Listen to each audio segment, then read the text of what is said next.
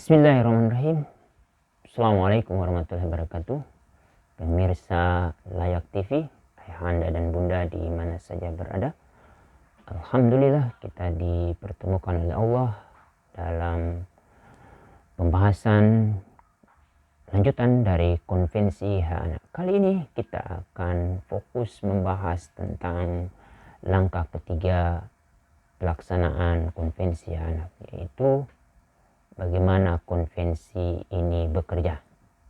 Ini otomatis harus didukung oleh berbagai organisasi, jaringan, baik itu di tingkat internasional, regional, nasional, provinsi, dan kabupaten kota.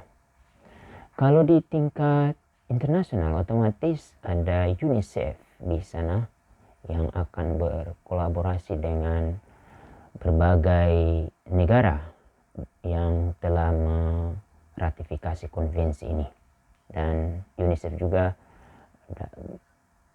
dapat berkolaborasi dengan WHO untuk bidang kesehatan, UNESCO di bidang pendidikan dan kebudayaan, atau UNHCR terkait dengan pengungsi anak. Selain itu juga UNICEF bisa berkolaborasi dengan ILO terkait dengan penghapusan pekerja anak atau penghapusan bentuk-bentuk pekerjaan terburuk anak. Sedangkan di tingkat ASEAN saat sekarang sudah memiliki satu badan yang memastikan pemenuhan hak anak di tingkat ASEAN. Dan Indonesia juga memiliki perwakilannya.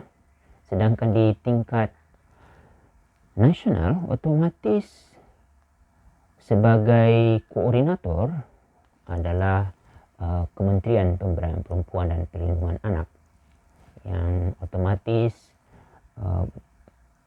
beberapa dekade terakhir ini sudah banyak membangun jaringan-jaringan, terutama dengan dunia usaha, dengan adanya asosiasi perusahaan sahabat anak yang sudah juga berkembang di berbagai kabupaten kota, di mana mereka memfokuskan terkait dengan kebijakan-kebijakan perusahaan, kemudian produksi yang ramah anak, dan otomatis lebih fokus juga untuk memastikan ada tanggung jawab sosial dari perusahaan.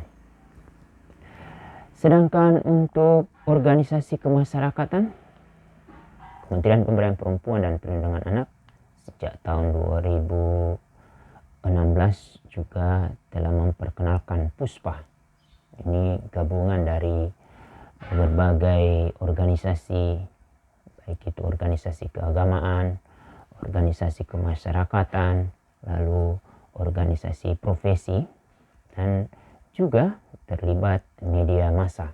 Di sana mereka berkolaborasi untuk memastikan bagaimana pemenuhan hak anak dan perlindungan khusus anak itu terlaksana di lapangan. Selain itu, jaringan-jaringan lain yang terbentuk, ada berbagai asosiasi yang berkembang di masyarakat, baik itu di tingkat provinsi maupun di tingkat kabupaten kota, seperti adanya lembaga perlindungan anak. Itu ada di beberapa provinsi dan di beberapa kabupaten kota. Sedangkan di tingkat nasional juga ada jaringan yang terbentuk, yaitu Lembaga Perlindungan Anak Indonesia. Sedangkan dari sisi anak itu sendiri, mereka juga memiliki organisasi yang disebut dengan Forum Anak Nasional, yang otomatis juga dimotori oleh Kementerian Pemberdayaan Perempuan dan Perlindungan Anak, dan juga diikuti oleh provinsi dan kabupaten kota. Dan insya Allah hampir seluruh kabupaten kota yang telah menginisiasi kabupaten kota layak anak itu sudah dipastikan mereka memiliki forum anak yang disertai dengan juga dukungan sekretariat dan dukungan pendanaan dari pemerintah daerah. Sedangkan di tingkat nasional mereka juga memiliki Seknas, Sekretaris Nasional, yang otomatis menjadi unsur yang sangat penting di dalam membangun kemitraan antara pemerintah, masyarakat, dan dunia usaha serta media massa. Jadi forum anak ini menjadi penting. Khusus untuk forum anak kita akan bahas di sesi-sesi lanjutan, terutama pada saat kita membahas pasal yang terkait dengan partisipasi anak dan mendengarkan pandangan anak. Demikian ini yang kita bisa pastikan untuk bagaimana konvensi hak anak itu bisa bekerja.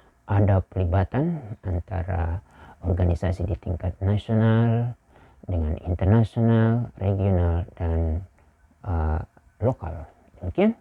Assalamualaikum warahmatullahi wabarakatuh.